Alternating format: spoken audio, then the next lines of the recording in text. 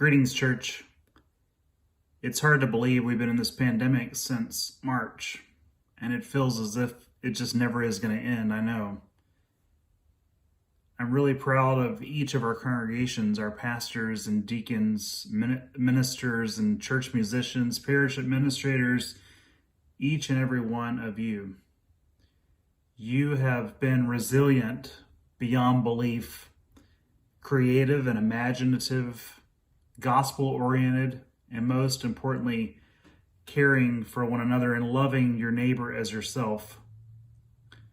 I'm coming to you today because we need to continue that resiliency. We need to continue to love our neighbor as ourselves. We need to continue to do all we can to help mitigate the risk of COVID-19.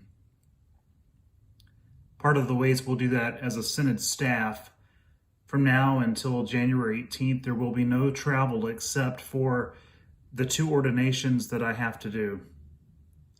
The Synod staff office will be closed physically and all staff will work from home. We will then assess whether or not we need to continue closing the Synod office physically, as well as ceasing staff travel post January 18th. These are hard decisions to make. And yet I think they're the right ones to make sure we keep everyone the safest.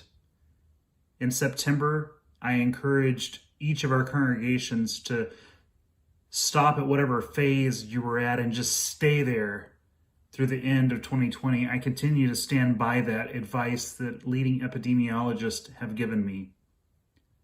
We know that Thanksgiving is coming as well as Christmas, and we yearn to be with our families and friends around large groups and parties and celebrations, and yet this feels like one more thing we're not able to do.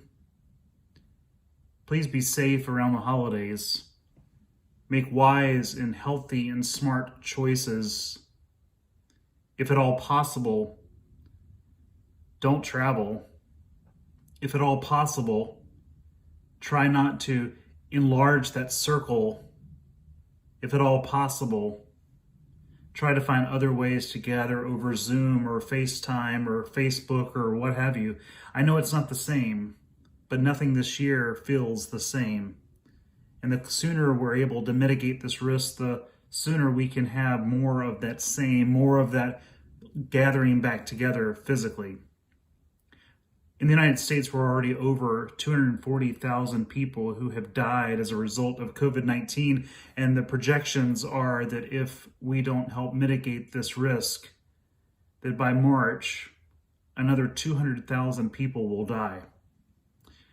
We're already over 10 million people who have this virus. I'm hopeful, and yet I'm also not naive to believe that we still have to do our part. Doing things like wearing our mask, washing our hands, keeping 6 feet of physical distance, not going out into large groups. These are all the things we do, not just for ourselves, but it helps us love our neighbor as ourselves. Thank you, dear church, for your resilience. Thank you for how you show love to your neighbor out loud. May God continue to grant us good courage, not knowing where we go, but knowing that God's hand continues to strengthen us and lead the way. Be of good courage, dear church. We will get through this. Thanks be to God. Amen.